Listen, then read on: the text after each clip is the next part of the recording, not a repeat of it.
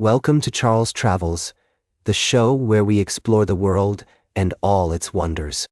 I'm your host, Charles, and I'm thrilled to have you joining me today. As we embark on this journey together, I want to take a moment to talk about something that's been on my mind lately: the importance of setting boundaries. As travelers, we often find ourselves in new and unfamiliar environments, surrounded by people and experiences that can be both exhilarating and overwhelming. And while it's tempting to say yes to every opportunity that comes our way, I've come to realize that setting boundaries is essential to maintaining our own sense of clarity and purpose. I recently came across a fascinating article about the power of boundaries in the workplace, and I couldn't help but think about how this concept applies to our travels as well. The author argued that boundaries aren't barriers, but rather containers that give freedom its form. By setting clear limits and expectations, we can create space for what truly matters, whether that's focused work, meaningful connections, or simply taking time to breathe. As I reflect on my own travels, I realized that some of the most memorable experiences were the ones where I had set clear boundaries for myself. Whether it was taking a solo hike in the mountains, setting aside dedicated time for journaling, or simply saying no to an invitation that didn't feel right, these moments allowed me to recharge and connect with my own sense of purpose. So, how can we apply this concept to our travels? For one, we can start by being clear about our non-negotiables. What are the things that we're not willing to compromise on, whether that's our values, our time, or our energy?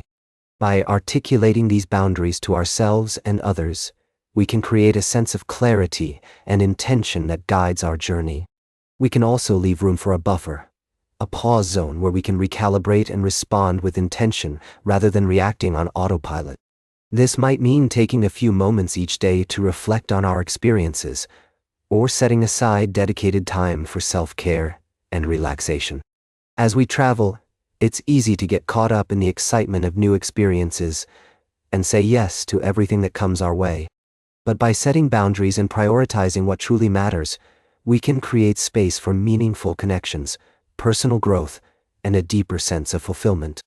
So, as you embark on your own travels, whether that's physically or metaphorically, I encourage you to consider the power of boundaries.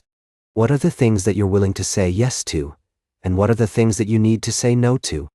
By setting clear limits and expectations, you can create a journey that's authentic, intentional, and truly unforgettable. We'll be right back with more fascinating travel adventures on Charles Travels. Welcome back to Charles Travels. I hope you're enjoying the journey so far. As we continue our exploration of the world's most fascinating stories, we find ourselves in the midst of a spectacle that combines music, culture, and excitement: the Eurovision Song Contest. Imagine a stage where talented performers from across Europe gather to showcase their unique sounds, styles, and energies. This year, the contest took place in Basel, Switzerland. And what an event it was! Among the many talented acts was the UK's entry. Remember Monday, an all-female trio from Surrey and Hampshire. As I delved into their story, I was struck by the bond between these three friends: Holly Ann Hull, Charlotte Steele, and Lauren Byrne, who met 12 years ago while studying performing arts at Sixth Form College in Farnborough. Their journey to Eurovision is a testament to the power of friendship and perseverance. Remember Monday's song, "What the Hell Just Happened?"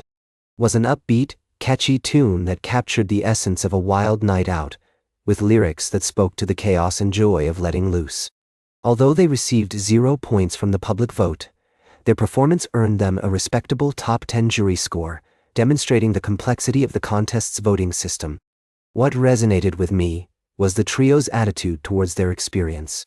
Despite not winning over the public vote, they chose to focus on the positives: the incredible opportunity to perform on the world's biggest music stage, the love and support from fans, and the memories that will indeed last a lifetime. As I reflect on Remember Monday's story, I'm reminded of the importance of embracing the journey, not just the destination. Their dedication to their craft and their friendship is an inspiration to us all, and I have no doubt that this is just the beginning of their musical adventure. Remember, Monday's experience at Eurovision serves as a reminder that success is not solely defined by winning or achieving perfection. It's about the connections we make, the lessons we learn, and the joy we derive from pursuing our passions. As we take a moment to appreciate the spirit of Eurovision and the talented individuals who participate in it, I invite you to join me in celebrating the beauty of music and friendship that transcends borders and cultures. Stay tuned for our final story of the day, right here on Charles Travels. Welcome back to Charles Travels, dear listeners. As we wrap up today's journey, I want to take you to a charming corner of Melbourne, Australia, where community and quality come together in the most delightful way.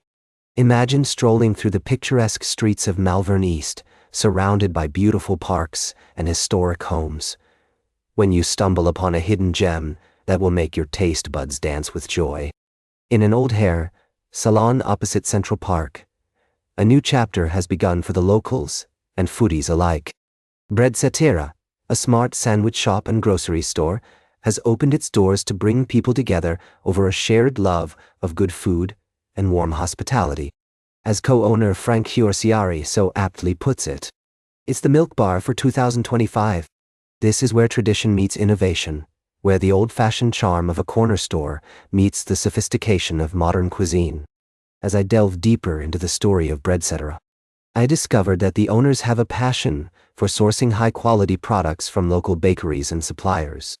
From the crusty loaves to the sweet pastries, every item on their shelves is carefully curated to provide customers with an authentic and delicious experience. Whether you're in the mood for a hearty sandwich, a fresh salad, or just a warm pastry to go, Breadsetera has got you covered. What I find particularly endearing about this story is the way Breadsetera is woven into the fabric of the community. The owners are locals themselves, and they've created a space that's designed to bring people together. From the window bench seating to the takeaway options, every detail is thoughtfully considered to make customers feel welcome and at ease. As we conclude our journey today, I want to leave you with a sense of curiosity and wanderlust. Whether you're exploring new neighborhoods or discovering hidden gems in your own backyard, remember that the joy of travel lies not just in the destinations, but in the people and stories you encounter along the way. So, dear listeners, take a cue from Breadsetera and embrace the beauty of community and quality in your own travels. Seek out local artisans, family-owned businesses, and hidden gems that make each place unique. And when you do stumble upon those special spots, be sure to share them with others, so we can all enjoy the richness of our collective experiences. That's all for today's Charles Travels. Remember to like, share, and subscribe. And until next time, keep on traveling.